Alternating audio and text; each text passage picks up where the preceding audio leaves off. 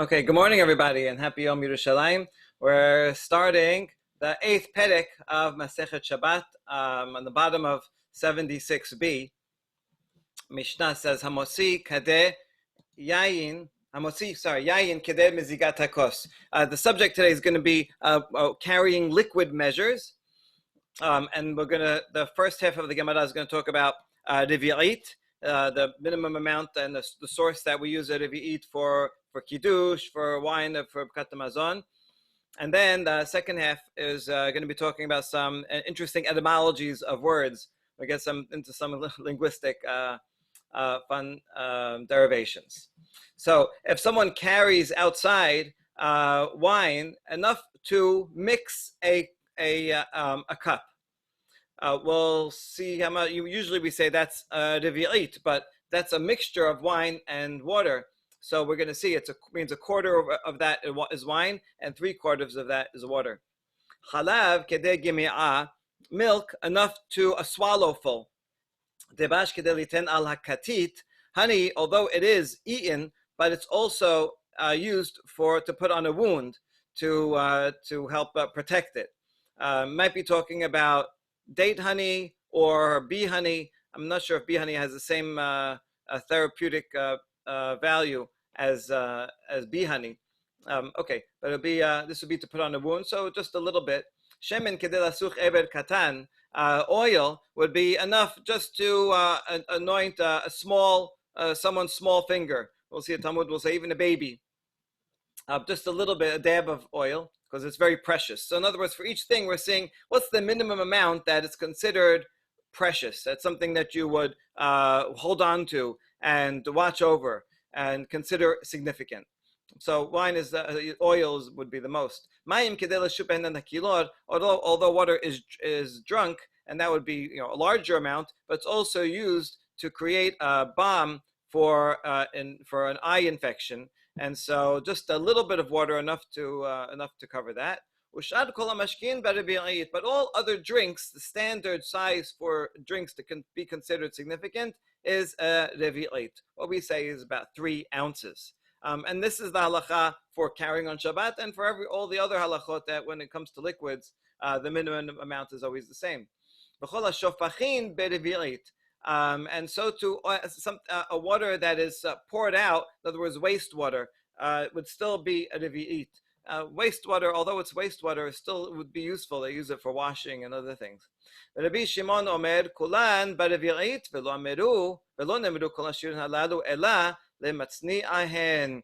Rabbi Shimon disagrees and says, no, we don't make a differentiation that milk is less and oil is less. Everything is a revi'it. And the only reason why we say these derivations is for a particular person. If a particular individual happens to, keep, when you have in the milk carton, just like, you have 1 ounce of milk left, do you keep it or do you throw it out? So if you're the type of the person that keeps it, fine, then you would be chayav for carrying it out. But it's not the standard for most people. So he's saying the standard for everyone is revi'it, unless you're a person who happens to hold on to these lesser amounts. Okay, that's the Mishnah, pretty straightforward. Now, Tana, we have a Tosefta that says, Kedeh mizigat kos yafeh. It's not just any glass, but a nice cup. What does that mean? My kos yafeh, kos shel beracha. The cup the glass that you're going to use for Bkat Hamazon. At the end of Bkat Hamazon, like we do it sometimes. We do it in the Pesach Seder, right? So you end it with a kos, but same thing for Kiddush, right? So that's how much it should be. Amar Rav Nachman, Amar Rabba bar Abu, kos shel beracha tzarich sheyeh bo roba revi'it, kedei sheyimzigenu v'yamod al revi'it. The proper ratio of wine to water is that you should put a quarter. Revi'it itself means a quarter because a quarter of a log, like a liter. But so within those 3 ounces, a quarter of that should be wine and 3/4 water. And that's the proper ratio. They had very strong wine. And so, this is what they wouldn't even often drink water because their water was often infested, but they would add some oil, some wine, and the alcohol would kill the infestation. And so that's how they drank it. That's the correct ratio. Okay, that's what Nachman says. Amar Rava, af anan nami tanena. This is actually, I have a derivation of this from our very Mishnah, which we just read. It's not explicit, but look between the lines. Hamosi yain kedem mezigat kos. It says if you how much you take, the amount of wine you're not allowed to take out is enough to fill a glass, to mix a glass. V'tane Allah kedem mezigat kos yafen. We had the Baraita that says a nice glass. Okay. Good, we just saw that. And at the end of the Mishnah says, all drinks, all liquids are revi'it. So you see that when you says you have to mix it, it's going to be the standard. You're going to mix it up to a revi'it.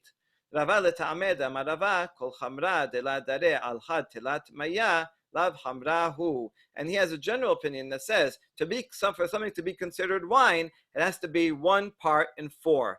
1 part wine, 4 parts water. And so therefore, if you use that ratio, and then you say all mashkin, anything that's liquid is a revi'it, which is 3 ounces, then it makes sense that a quarter of that will be the amount that you are chayav to take out. So in other words, if you're carrying undiluted wine, then you are chayav for a quarter of a revi'it, right? Because that's considered significant. That's the important amount that you would need, not that you would drink it straight, but that you would need to dilute to make a full glass. So Rava agrees. Abaye, however, disagrees. Amar Abaye, I have 2 challenges to your proof. Hadad itnan v'mazug shene halke mayim ve'had yayin min hayayin hashironi. Was a Mishnah in Masechet Nida where it's talking about different colors. When you want to look at the color of a blood stain and decide whether it is blood or not, so you compare it to different shades. And one of the shades it mentions is mazug, diluted wine. What color is diluted wine? It says you take 2 parts water and 1 part of wine from wine that's made in the Sharon, which is up north, a little south of Haifa. And so that's the color of diluted wine. And so you see here that it's 1 part wine, 2 parts water, not one, right? It's 1 in 3, not 1 in 4. And so therefore, right, your ratio is off, Abaye says. And secondly, ve'od mayim bakad umitztarfin. What do you mean? I'll say I'm carrying just a quarter, right? Just less than an ounce. And you're telling me because there's water in the jug that I could mix with this. So even though I didn't mix it, the water in the jug is as if I'm carrying it. I'm not carrying the water. I'm only carrying a little bit of wine. A little bit of wine by itself is not significant. I can't drink it, right? It's not until I go and mix it together. So if I mix it together and carry a whole revi'it, I agree. That would be chayav. But so he disagrees with this proof, and he has two counters. So Rava will come to defend himself. You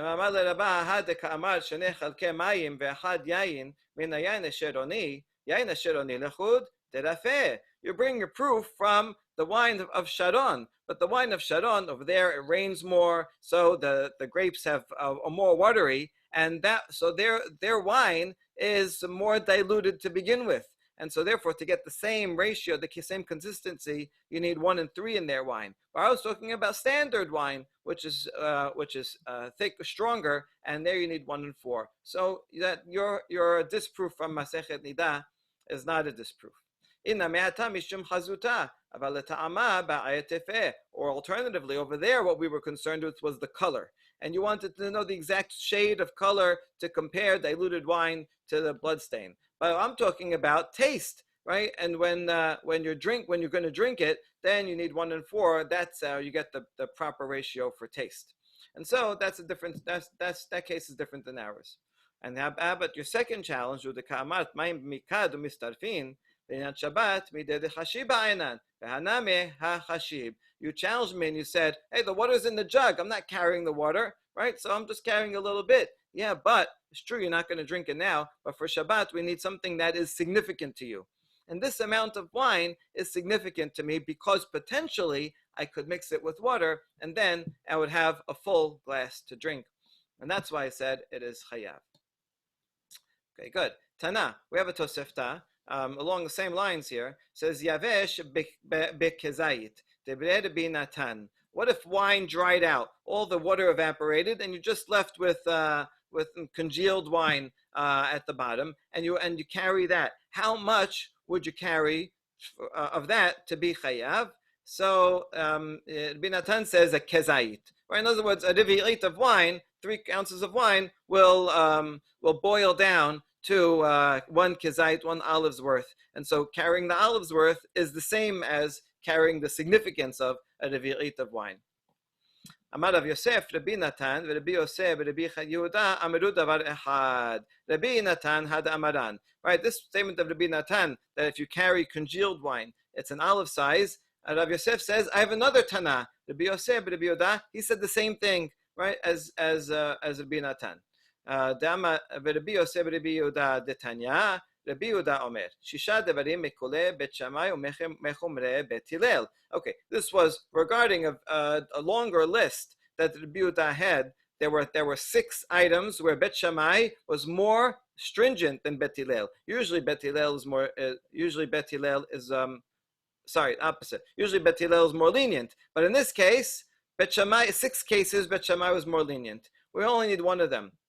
And this is Dam Nebela, Bet Shammai Metaharin, or Bet Hillel Metamein. If you have a Nebela, animal that died, not with proper ritual slaughter. So it's not kosher. Not only is it not kosher, it's also tameh. If you go and touch it, right, then the person who touches it becomes tameh. So everybody agrees, it's in the Torah many times, that the flesh of the dead animal makes one tameh. But what about the blood that pours out? Is the blood also tameh or not? Torah doesn't say outright.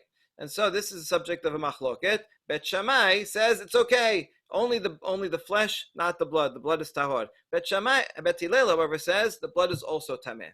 Okay, why is this relevant to us? Amar Rabbi Yosef, Rabbi Yehuda, af keshittimeu Bet Hillel, lo timeu ella bedam sheyesh bo revi'it. Hoyel veyachol likrosh v'la'amod al kazayit. When this Tana Rabbi Yosef says, even for Bet Hillel, he doesn't say that any amount makes someone tameh, only an amount of blood that could make up a revi'it, right? It has to be a revi'it of blood. Why a revi'it of blood? Because if it dries out, it would be a kezait of congealed blood. So in general, when talking about a carcass, it would be a kezait of the animal, of the bones, of the flesh. And so the equivalent for blood of a kezait in liquid form is a revi'it. So you see that Rabbi Yosef Rabbi Yehuda thinks that a revi'it, 3 ounces of wine, boils down to a kezait of congealed wine. Sorry, blood. Over here, it's talking about blood, right? A revi'it of blood in liquid form boils down to a kezait, an olive size, if it's congealed. And that agrees with the Rabbi Natan up here that says Yavesh, that wine that's congealed would be a kezait. So they're making equivalence between wine and blood. That wine and blood both are, if they're eaten in liquid form, they evaporate into a kezait of congealed form. Abaye, however, says maybe wine and blood are different consistencies, and so he disagrees again. Abaye is always the troublemaker in the sugya. He's disagreeing again with Rav Yosef, comparing them. So Amar Abaye, Dilma Alahi. No, maybe not. Ad kan lo kamar Rabbi Natan hacha deba'ay rebi'it ela beyayin deklish. Rabbi Natan, when he said that wine goes down to a kezait, that's only regarding wine, because wine is thin. But aval bedam dismich kezait la ba'ay rebi'it. But with blood, which is thicker, then even less than a revi'it of liquid blood would be enough to make a kezait. So he would be more machmir and say even less blood could make someone tameh. So it's not necessarily the same. Inameo, the other way around. Ad kan lo kamar Rabbi Yosef Rabbi Yehuda hatam because the kezait sagile berbi'it ela bedam dismich. The reason he said you need a revi'it of blood to be tameh is because blood is thick. Aval yayin diklish kezait have yoter merivi'it. But wine, which is thin, if you had a kezait of congealed wine, that would actually be equivalent to even more than a revi'it, which means even less than a kezait would be okay to carry outside on Shabbat. Okay, so that's how we end this section. Abayed disagrees about all of these matters, but the basic takeaway is that the minimum amount of wine to be important is a revi'it after it's mixed, and the mixture should be 1 in 4. Okay, very good. Now we go to the next line. Chalav kedei gemi'ah, milk is equivalent to an amount that can be swallowed in one gulp. Ibaya lehu kedei gemi'ah or kedei gemi'ah. Question was asked: is it with an aleph or an ayin? Apparently, they when the reciters of the Mishnah didn't always distinguish between the aleph and the ayin, and so they weren't sure what the correct spelling. This is all memorized. This is all oral law, so they couldn't go and look at a manuscript. Actually, this is a good proof because there's a big controversy about whether the Mishnah was ever written or it was memorized orally. And so, if it was written, they could have just gone and looked at the written manuscript. And not once in all of Shastra did they ever say, "Bring out the manuscript of the Mishnah and let's see." Right? They never read the Mishnah. It's always memorized, although it's a fixed text. And so this would be a good proof that they don't go and read it, but they're going and asking, how do you say it? With an aleph, with an ayin? Amar Rav Nachman bar Yitzchak, hagmi'ini na me'at ma'i mikadech. And so we're looking for derivations, and we see in Bereshit, right? It says, give me some water to swallow from your jug. And it's spelled there with an aleph. And so that's talking about an amount that would be swallowed. So there you go. We have a proof from the written Torah, and there it is written. We can look how it's spelled. That aleph should be the correct correct spelling. Okay. Ibaya lehu gad inin or gad ainin. This is in the previous chapter. We saw that if you carry out fruit and things, you don't count the seeds inside. So when we mention that word seeds, is it spelled with an aleph, gad inin, or gad ainin with an ayin? Amarava bar olav nigra me'arkecha. This was in last week's parasha, right? That when you're calculating the number, the valuation, you should subtract. So the word subtract is v'nigra with an ayin, and we're subtracting the amount of the seed, so therefore it should be with an ayin. Okay, truth is these are two different words, two different roots, but they sound similar and there's some connection with the meaning. So Rava says that is the root. Okay. Ibaya lehu omemot or omemot. Do we spell that we're talking about dimming coals? Is it spelled with an aleph or with an ayin? Amar b'Yitzchak bar Abdimi, arazim lo amamuhu began Elohim. Pasuk in Yechezkel is talking about the great cedar trees in the garden, but none of them could amamu. None of them were like it. There was no im. There was nothing comparable in Gan Elohim. And the ones in God's garden were very great. Okay, so over here again is a different meaning, but it says the word amamu with an ayin, and so it looks similar to this word.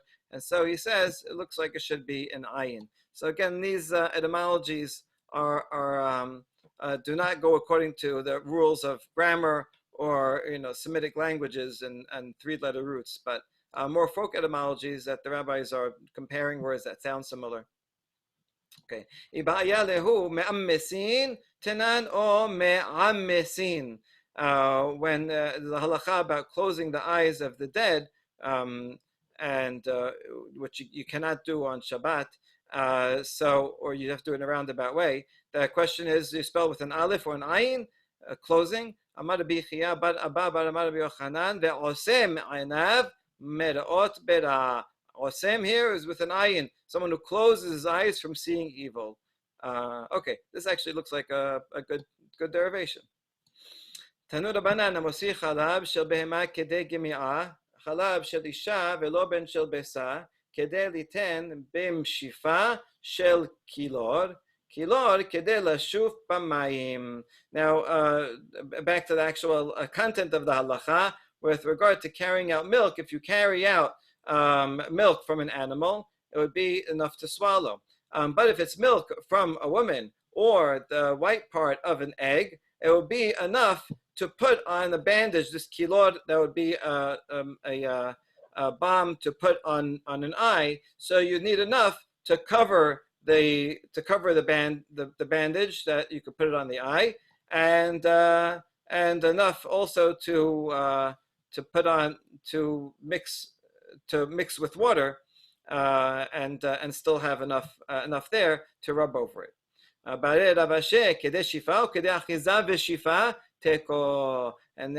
asks the question, when you're saying the size of the bandage, is the size of the bandage just the amount that would fit on the eye, or is it also a little extra so you can hold it, right? Does it include that part also? And that question is left unresolved. All right, next part of the Mishnah, Debash kedeliten ala katit. All right, just a little bit of honey to put on a wound, so it doesn't scrape, protect it. Tana kedeliten al pi katit. So there's a Tosefta that adds one word, not just to put on the wound, but to put on the mouth of the wound. Not really clear what that adds, I guess, just to the main part of it. Rav Ashi al katit apuma dechula katit, or dilma amorasha kama dechatit. Hodrana de la teko. So it says to put on a wound. Is it the entire opening, or maybe just the main part in the middle that's really swollen, and so that's also left unresolved? I think it's saying, like, like if you have a cut that's like a line and then it's like deeper, you only put it on the top of it. Like, you don't put it inside, you just put it on the top. Right. Or do you want to cover it all around, even from the edges? Right. Okay, the one that says only in the middle will be more machmir. Even a tiny amount of honey, that would be considered a significant amount, and if one carries that, they are liable. But maybe other ones saying most people, they add a little more, they put a little more around it, and so just that tiny amount is not significant. You need a little bit more to be significant. Okay, I mean, the Mishnah is giving like practical uses. This is, nowadays we would say, this many milliliters or whatever. But those days they're bringing uses from everyday life, and so in everyday life, this is how much you use. Well, sometimes you put a little more, sometimes a bit less. They want to fine tune exactly how much.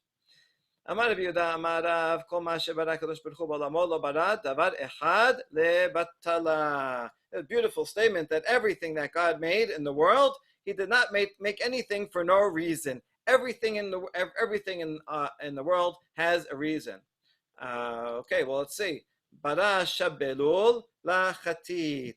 He made a snail for a sore. Something in part of the snail, you squeeze it out and you can use it as medication. Bara Zevuv Le Sir'a.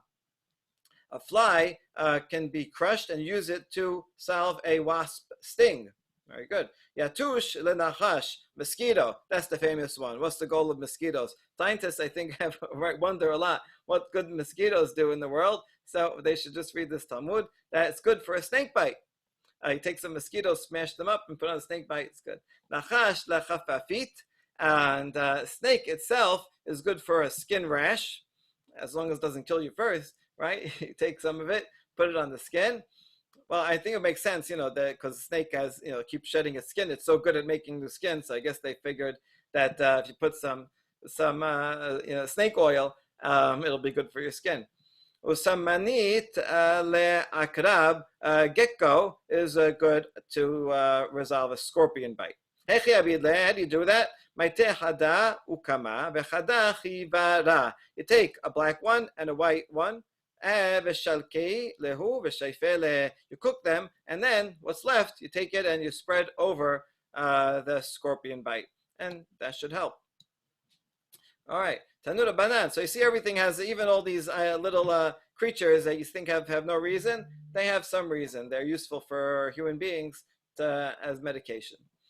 Tanura Banan, Hamisha Emot Hen. There are 5 that are scared. Emat Chalash Al Gibor. Not just any kind of scared, but someone that's scared, a weak is scared from the mighty. Emat Mafkiya Al Ari. For example, there's a creature called a Mafkiya that makes a lion scared. We're not sure what these items are, but it could be this animal here is a type of a skunk, and it lets out a terrible smell. And so, right when a lion goes and kills its prey, these guys come, spray, and the lions all go away, and then they and their friends can go and eat the carcass until they're full, and the lions don't bother them. So you see, a little creature can make a lion scared. And similarly, emat yatush al hapil, a little mosquito can make an elephant afraid. They're very annoying. They go all over its face, and he has got to keep running away from them. Emat simamit. We usually talk about an elephant being scared of a mouse, right? Emat simamit al ha'akrav.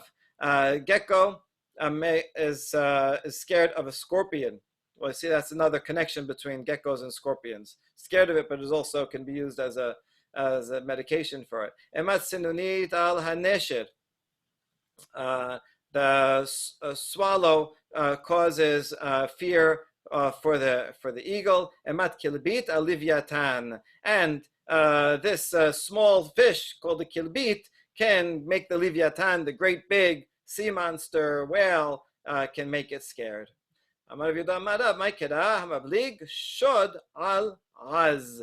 Pasuk in Amos. Now the word shod usually means destruction upon az, upon the mighty, but it could also mean that which was destroyed or downtrodden, or shod, the little weak one can cause destruction upon the az, that which is can make scared that which is strong.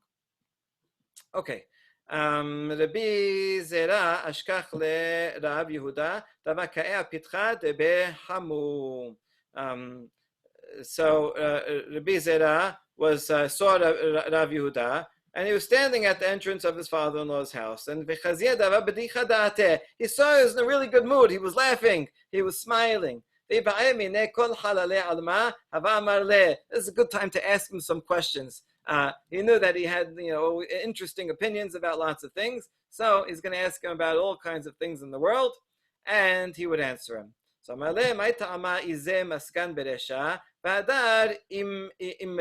says, how come goats, when they walk, the goats go in front, and the ewes, the females, go in the back?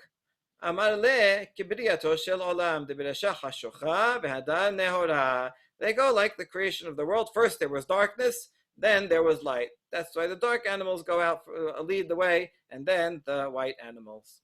How come some of them cover their genitals and others don't?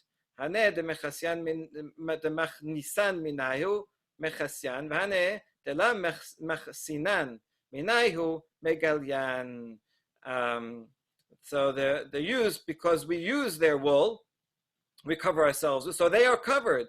And the other ones that we don't use their wool, they are uncovered. So there's a kind of midah keneged midah. We use the ones, since we use the wool, I don't know which one comes first, but since they cover themselves, they're good coverers, so their wool is good for us to use for covering. How come a camel has a short tail? Mishum de'achil kiseh, because it eats thorns, and it's going in the thorns, and then the tail will become entangled in the thorns. How come an ox has a long tail? Mishum de'dayer be'agmeh, lekarkoshe bakeh. And it's going because it lives in the swamp, and a lot of mosquitoes there, and it has to beat away the mosquitoes, and needs a long tail. Okay, I'm not sure if Darwin read this, right? But he should have. He could have derived his whole theory from here. It's very interesting. Also, I was thinking that maybe the gecko thing really makes sense, because if the gecko is always having to battle the scorpion, it would have to evolve some kind of antiseptic to the venom. Very good. And excellent. Then it would maybe be able to use it. Right. Okay, good. Look, they experimented with these things, and I know they didn't have double-blind studies, but they experimented them for many years. So some of these may have a scientific value. the grass. How come the grasshopper's antenna is soft? He keeps asking him. He's in a good mood, so he's asking him all kinds of random questions. Mishum de daira bechilfe vikashya nadia umit avera. Because it lives in the grass, and if it were hard, then it would break, and the grasshopper would go blind. This the scientific basis seems to be that it uses its antennas for the sense of smell, and sense of smell is how it navigates. Alternatively, it might be some kind of snail, and some snails have the eyes on top of their heads. Okay. Adama Shemuel, Hayman de Ba'e de Lisme lekamsa, Shalofinhu le karna. Is anyone, if you want to blind the grasshopper, remove its antenna. Good. Maitama hay timra de tanegolta midile le aila. How come the chicken, their eyelids, the lower one, is bigger and covers the upper eyelid? Because chickens live up up high in rafters, and the smoke from the house comes up, and so they need the lower eyelid to protect them. Dasha. Now, why is dasha, which means door in Aramaic? Why is it called dasha? Derech sham. It stands for dalid derech, shin sham. This is the way to get there.